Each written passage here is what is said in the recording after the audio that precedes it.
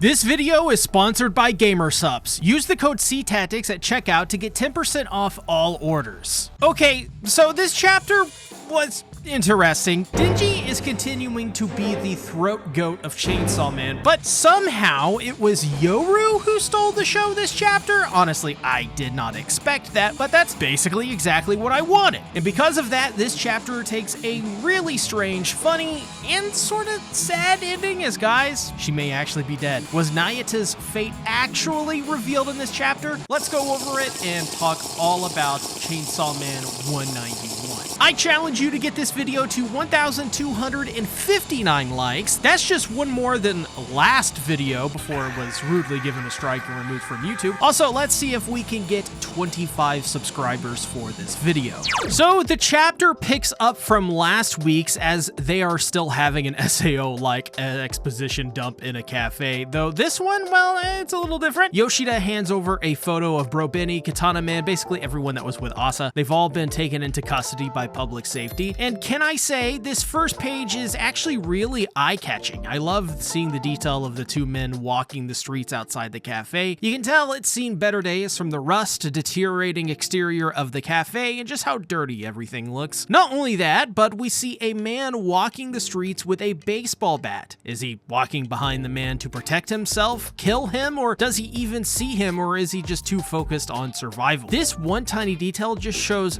why Fujimoto is the motor goat. But Denji is finally filled in on exactly what he did, or rather, I should say, what he missed, more like it. But don't move on from this page just yet. While it contains no new information, we do see that Asa Mitaka, well, she's not looking too hot. She's stressed out and clearly despondent, which I find most interesting for Asa's character, as it shows that while everyone else here can handle this, they're used to it, Asa is very clearly having trouble coming to grips with all of this crazy stuff that went down in such a short amount of time. It can't be easy for the lass, and it only gets harder in this chapter for her, that's for sure. But Denji, hearing about Asa and what she did, says a really funny line. Damn girl, your arm regrew too. It's like something ain't right with you. That was a pretty good one. But once again, let's look at Asa's face here. Her shoulders are slumped. She just seems totally out of it, to the point where it seems she willingly lets Yoru just take over with ease. This isn't like Asa at all. She doesn't usually act like this. We've never seen her this despondent and so readily willing to let Yoru use her body. And I think Denji saying what he said here makes her want to curl up into a ball and hide away through Yoru, though I don't think he is like the one causing this issue. Now, this is a theory of mine, but I wonder if this upcoming arc will feature Asa almost none. Like, it would be really fun if Fujimoto decided that Asa Mitaka needs a break to go soul searching while Yoru takes over and gives Dennis mad handies behind a gas station in a seedy part of town. You know the one. No, not that one. No, it's that one. And heck, here is another cool thing they could do, is have an arc solely inside the mind of like Asa Mitaka as Yoru does whatever she does. So we get to relive bits of like Asa's life in this exclusive arc just for her, from her perspective. And then through that, Asa's character learns to grow and eventually, come out of her shell and all that. That would be rad. What do you guys think? But once again, we see a little disrespect for Asa being thrown around much too casually. Yoru comes out and reveals herself like an anime villain with a split personality. This is another interesting aspect of their relationship, I think. Yoru is still a devil, and thus after all of what she went through with Asa, she doesn't even really see her as anything more than her split alter ego. Or in Yoru's words, her fake identity, Asa Mitaka. By the way, isn't Asa Mitaka just really fun to say?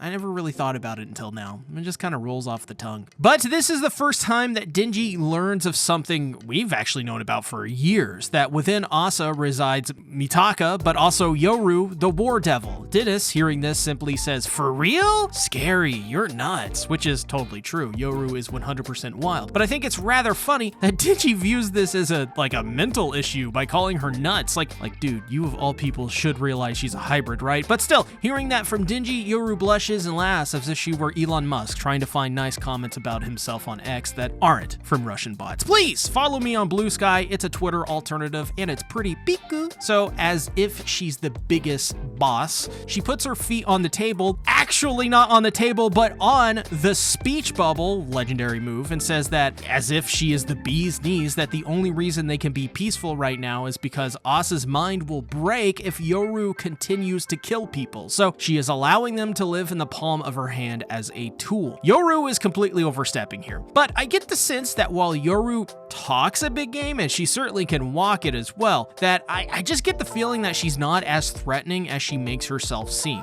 I don't know about you, but there was an air of Yoru coming off like a total joke, even though she has the bona fide. And since this is Denji, hearing that he is in the palm of the hands of a baddie, he remembers the sexual assault incident and immediately goes full-on monkey brain. He asks which one jerked him off, Asa or Yoru, priorities, I guess, to which Yoru simply just teases him by asking if he wants to find out. Now, on one hand, pun not intended there, I know y'all gonna be howling in the comments over Yoru in this chapter, but on the other hand, pun not intended there, I think Denji needs help.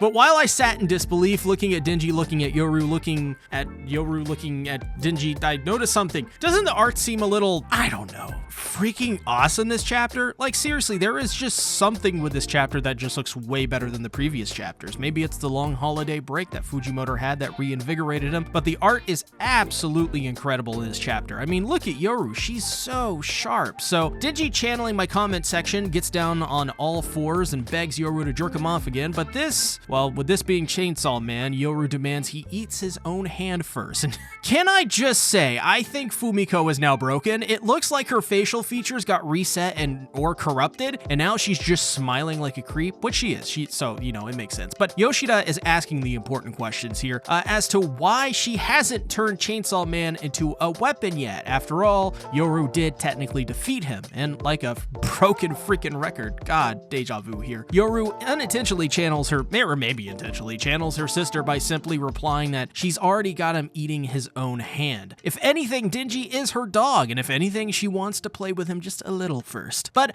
I gotta be real with y'all, Denji really is the throat goat after this chapter. Name one character who can go toe-to-toe with Denji. I mean, look at that skill. I don't even think Kobeni could manage what he has. Hearing this though, Yoshida cuts to the chase and demands that she do it now, which gets Denji to speak up before quickly being, well, dominated back into throat goating his hand. But while that happens, Yoshida essentially explains that the Death Devil is soon to descend upon Earth and no one has the means of preventing it, even Yoru and Chainsaw Man. But there is one chance. If Yoru can use Denji as a mindless weapon, then humanity does, in fact, have a shot of defeating or even overcoming death. Hearing this, Denji puts two and two together.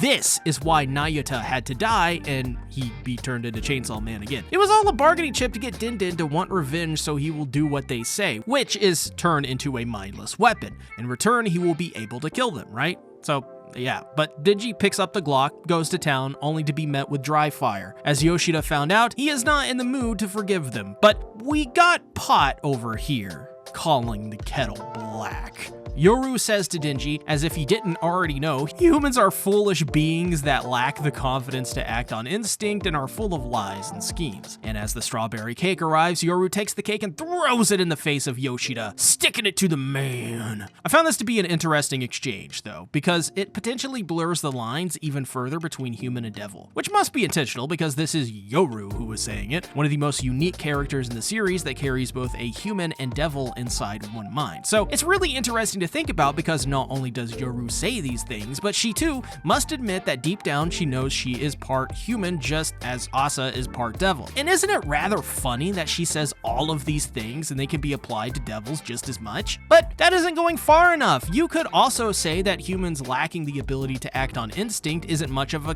confidence issue, as it is a side effect of things like entropy and having a conscious mind. Why would I do something so irrational as acting on instinct when it does not serve its purpose? To act on instinct. It's just creating chaos, which, as we see in Chainsaw Man, isn't exactly a good thing for this world. So Yoru throws the cake in Yoshida's face as Denji tells her not to waste food. And this gets a pretty humorous reaction. He simply says, "Excuse me?" as if she were the mother of quintuplets out here asking for the manager. The sheer amount of entitlement is disgusting. But Yoru continues on, saying that she is allowed to waste because she is a devil, and she puts her finger gun at Yoshida and pulls the trigger to end the chapter. Guys, I think Fujimoto made a statement with this chapter, or maybe it was Yoru that made a statement in this chapter. She can have her cake and eat it too, because she is a devil and there is no law for devils to abide by outside of power. This is yet another reminder that Yoru is not to be fucked with. She isn't like Asa, who has emotions and feelings. Yoru doesn't have them. Though I do admit,